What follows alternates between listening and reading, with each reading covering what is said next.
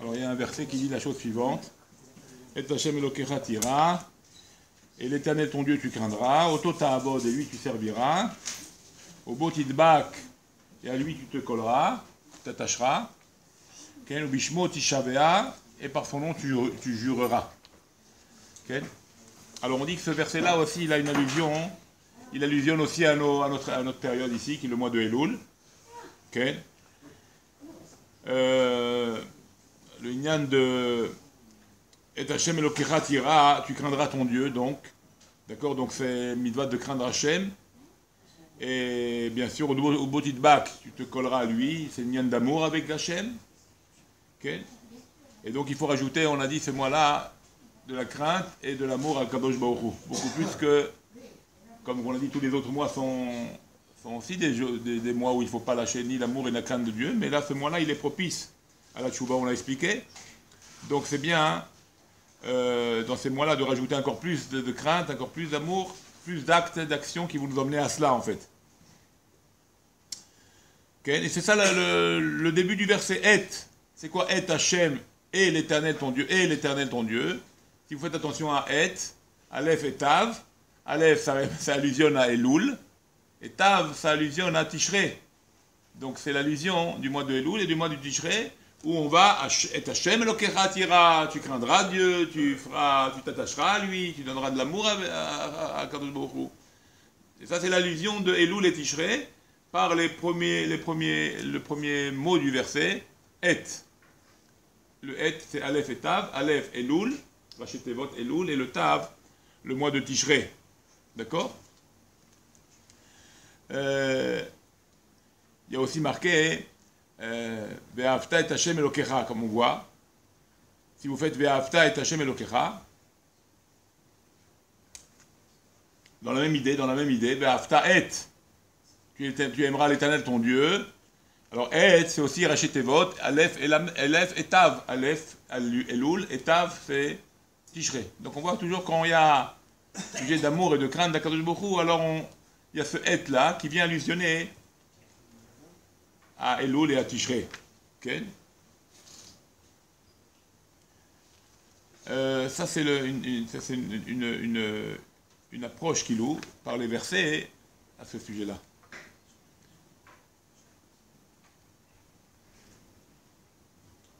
Maintenant, si tu fais attention aussi, Gam Elo, comment c'est marqué là-bas? Gam Elokecha Elohecha, Ken.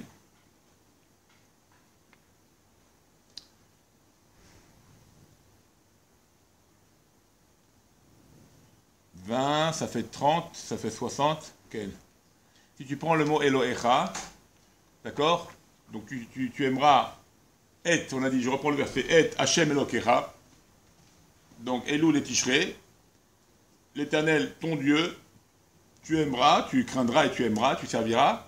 Si tu prends le mot Elohecha, ton Dieu, si vous faites la valeur numérique de Elohecha, Chaf, Aleph, on va dire, on commence Elohecha, Aleph, du nom de Dieu, c'est 1, Lamed, c'est 30, d'accord? Le E, donc ça fait 31. Le E de Elohecha, ça fait 36. Ok? 36. Et le Yud et le Chaf, ça fait encore 30. Chaf, ça fait 20 et Yud, ça fait 10. Donc ça fait 66. D'accord? 66 avec le Kolel, avec le mot lui-même, ça fait 67. Quelle Gematria c'est 67? C'est Elul. La valeur 67, c'est la Gematria de Elul.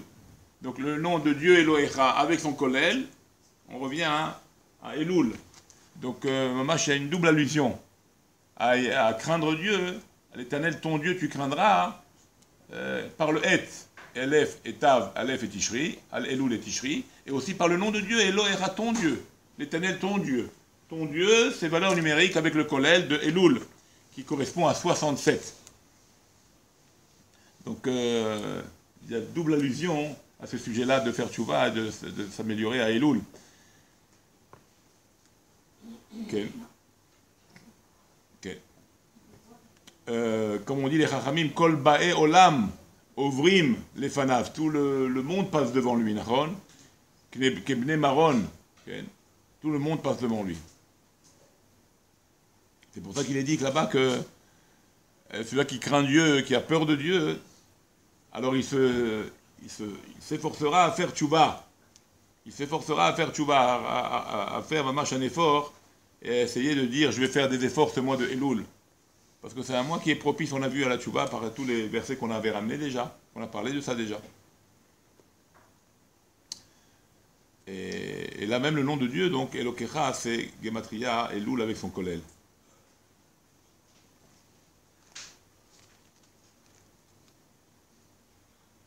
Alors c'est quoi Tira maintenant? Si on continue le verset à l'expliquer, tu craindras donc l'Éternel ton Dieu.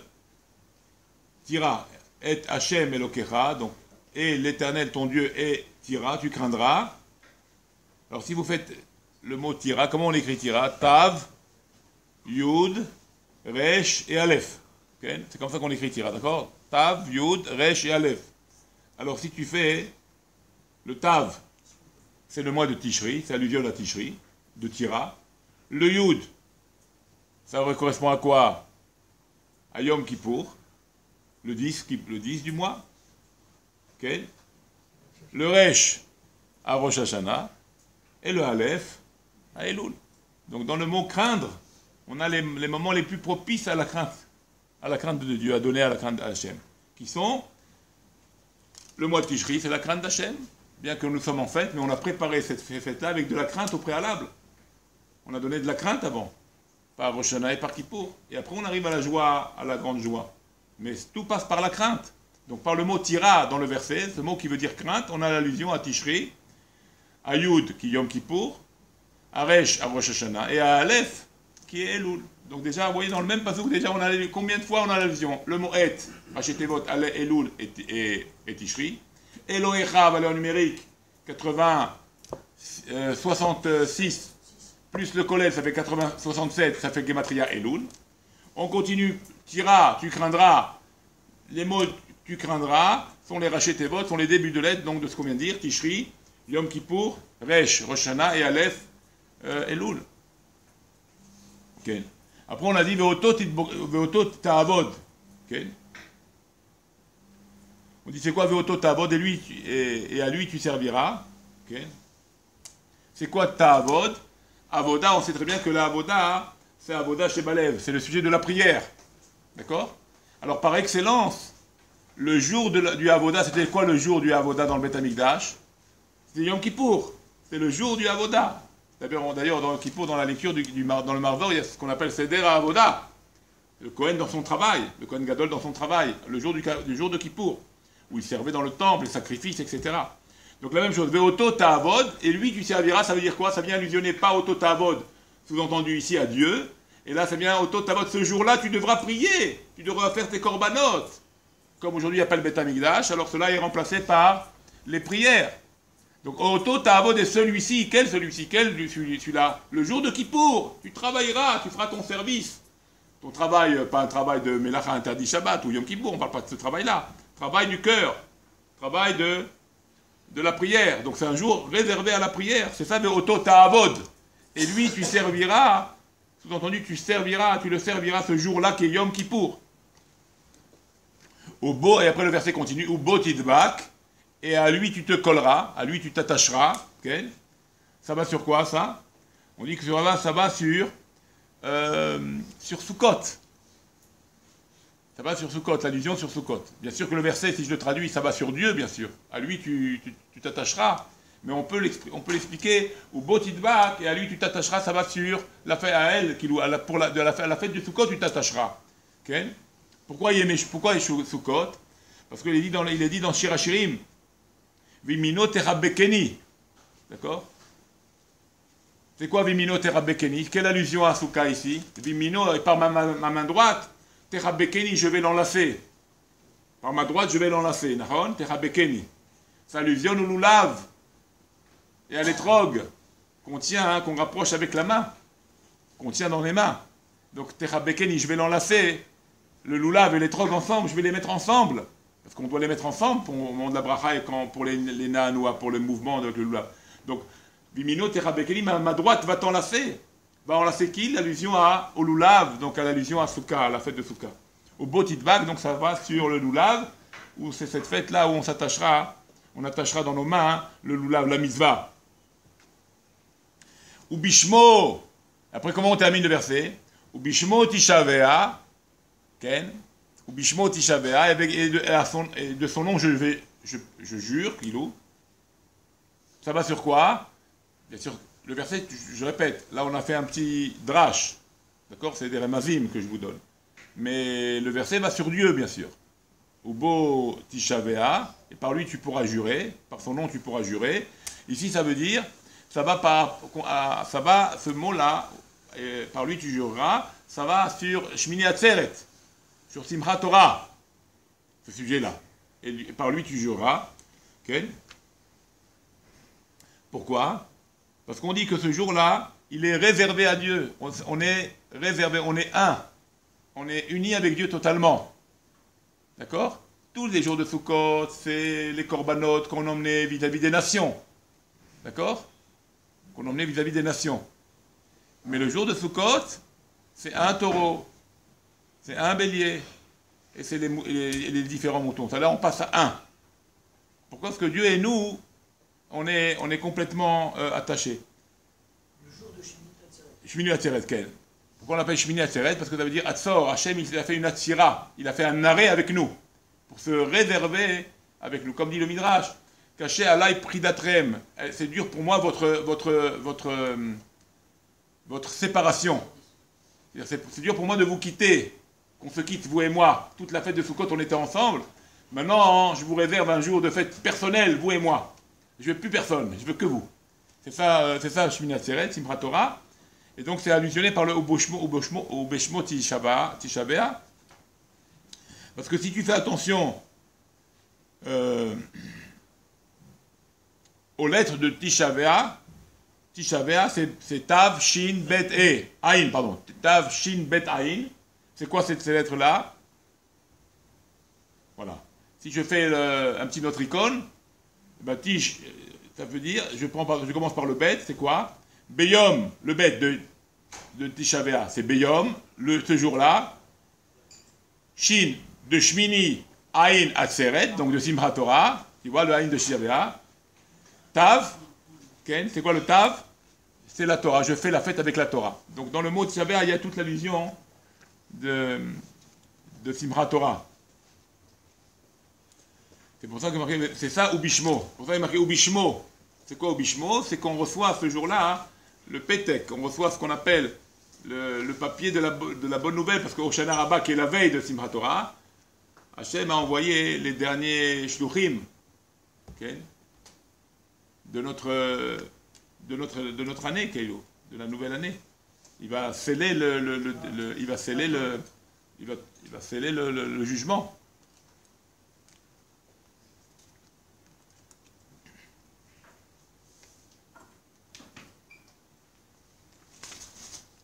Voilà, ça c'était un...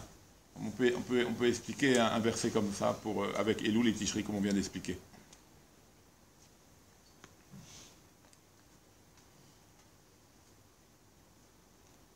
Okay, on l'a vu dans la paracha, on va voir dans cette paracha, Tamim tiyeh im Hashem Elokecha.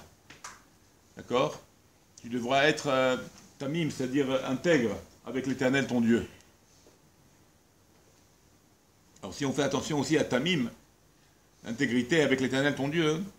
Tamim aussi c'est Torah, c'est racheter votre Torah, notre icône Torah, même Mitzvah, Yud c'est Ira, la crainte, et le même Me'ahava, une crainte avec amour, Me'ahava. Tu comprends? Donc qu'est-ce que demande Dieu de toi? Il demande ce que tu le serves, avec intégrité. Ce mot intégrité, par quoi il se concrétise pour nous? À faire Torah, à faire Mitzvot, avec crainte et amour. C'est ça un homme intègre. Il fait Torah et Mitzvot avec crainte et amour. Pas d'intérêt, pas de combine, pas d'entourloupe, il faut marcher droit avec le bon Dieu. C'est ça, Tamim tiyeh Hashem Elokecha. Non, mais je peux, d'après ma logique. Tamim tiyeh Hashem Elokecha. Marche droit, tout ira bien pour toi. Tu veux faire le malin, tu veux prendre des choses qui ne sont pas à toi, tu veux gagner le monde, manger le monde, alors sache que tu sors de la Tamimout d'Hachem, tu sors du côté Tamim, tu sors de cette intégrité. Et quand on sort de l'intégrité, alors il y a des conséquences à cela. C'est pas simple. Parce qu'Akadosh Baruch Hu est désireux d'un homme intègre. Même si un homme il est dans un chemin de progression, un homme il fait tchouba, il essaie de s'arranger, mais il marche dans son esprit avec une intégrité, alors ça c'est la chose la plus importante aux yeux de Dieu. La plus importante, marcher droit. C'est pour ça que on se trompe beaucoup dans beaucoup ces sujets-là. D'accord? On peut avoir des chapeaux et des barbes et des tzitzit, mais l'homme il n'est pas intègre. Akadosh Baruch Hu, il voit l'intégrité de l'homme. Et on peut voir des gens qui n'ont pas l'air, mais ils sont plus intègres, ils sont plus droits, ils sont plus sincères. Alors c'est vrai, ça n'empêche pas que... Ça ne veut pas dire que... On ne parle pas d'un meilleur que l'autre, on parle d'un chemin d'intégrité. Ça ne veut pas dire que celui-là qui ne fait pas grand-chose, il ne doit pas faire, bien sûr qu'il doit faire. Et celui-là qui est religieux, mais qui manque d'intégrité, il doit améliorer son intégrité. Vous voyez, chacun il a un travail. Ah, moi je suis intègre, je suis droit, mais je ne fais rien pour Dieu. Alors il y a un non-sens, ça ne va pas non plus. Tu comprends? Donc il y a des choses à améliorer. Et celui-là qui dit, moi je suis religieux, je fais tout, mais il fait les 400 coups en cachette, ça aussi ça ne va pas non plus. Donc il faut chercher la perfection. C'est-à-dire, c'est quoi la tmimout? Marcher dans le Torah, dans le mitzvot, avec crainte et amour. Et là, ça se résume par ça. Et ça, si tu marches comme ça, avec crainte et amour, alors tu vois les choses... c'est ça là, ça sera parfait pour toi, c'est bon pour toi. Ok?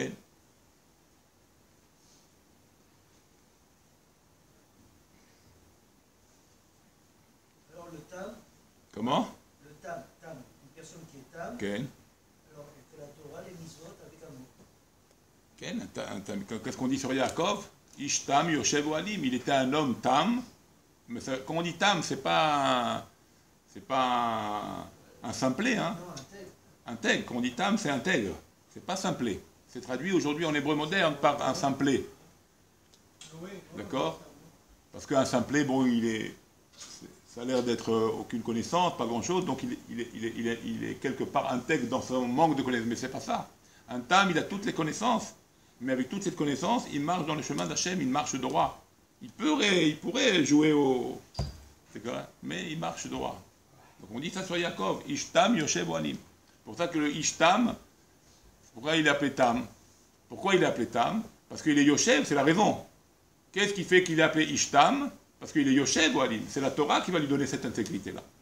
Sans Torah, il va avoir du mal, parce qu'un homme, il est pris par l'influence extérieure. Et quand il est pris par l'influence extérieure, c'est pour ça que c'est dur. Que quand quelqu'un, il n'est pas dans le chemin de Torah et de mitzvot, même s'il est intègre, c'est vrai, on le voit, il est intègre, il marche droit, mais c'est difficile pour lui, parce qu'il a un conflit, énorme conflit avec l'extérieur. Tu comprends? Mais un homme religieux, un homme qui fait la Torah, donc c'est plus facile pour lui d'être dans l'intégrité, de marcher droit. Parce qu'il est dans les ordres du divin. Et quand d'un autre côté, sa punition est plus grande. Parce qu'il a les connaissances, et il ne marche pas dans l'ordre du divin, dans l'intégrité du divin, alors bien sûr, sa punition est plus grande. Mais celui-là qui n'est pas, on va dire, pas dans la religion, pas dans la Torah, pas dans les mitzvot, et il est intègre, c'est bien, mais l'influence qu'il va subir, parce qu'il est influencé par des gens comme lui, qui ne sont pas toujours droits, la plupart, ce n'est pas toujours des gens bien, quand on n'est pas toujours dans la religion, on cherche des intérêts toujours matériels. Alors, garder une intégrité, ça va être difficile. Donc le mieux, c'est d'être dans Torah et dans Mitzvot avec l'intégrité parfaite, à s'attacher avec des gens qui sont intègres, comme toi. Pourquoi il y a eu tellement de mal, Yaakov, avec Lavan? Parce que c'était un conflit permanent entre l'intégrité, entre la sincérité et les tromperies. Et les tromperies que lui a fait Lavan. C'est pour ça que c'était dur pour Yaakov de vivre chez Lavan. Mais il devait passer par là parce que c'était quelque part le besoin d'arriver au Ham Israël, au Ham Israël. C'est pour ça que de Yaakov, il est passé Israël. Parce qu'il a réussi, quelque part. Il a réussi sa mission d'être appelé Rosh Li. Tu es ma tête, Israël. C'est Rosh Li. Tu es ma tête. Tu es ma pensée, tu es mon esprit. Comme ça, Dieu, il témoigne sur Yaakov. C'est pour ça que Yaakov fait partie du Kisei HaKavod. Et un des pieds du Kisei HaKavod. Parce qu'il arrivait à monter à ce niveau-là d'intégrité tellement grand que Dieu l'a mis comme support à son trône. D'accord? C'est ça qui est extraordinaire. Il a réussi. Il était Yaakov, ça veut dire à l'état bas, à l'état du talon. D'accord? Et quand bien même, parce que Yaakov, il y a plusieurs significations. Ça veut dire talon, mais ça veut dire aussi... ça veut dire aussi... pas une ruse, mais ça veut dire aussi, oui, comme une ruse. Et Kev aussi, ça veut dire sujet de ruse. Donc il a travaillé cette mida-là à ne pas ressembler à Lavan. Tu comprends? C'est pour ça qu'il a été appelé Israël. Bon, Bezrat Hashem. Donc ça, c'est ça l'intégrité. Donc c'est ça, Gam Tamim. Il faut arriver à cette intégrité-là, Bezrat Hashem, surtout pendant cette période qui est le mois des loups, le mois de Tishré. Et ça, c'est très important pour nous. Amen. On va s'arrêter là.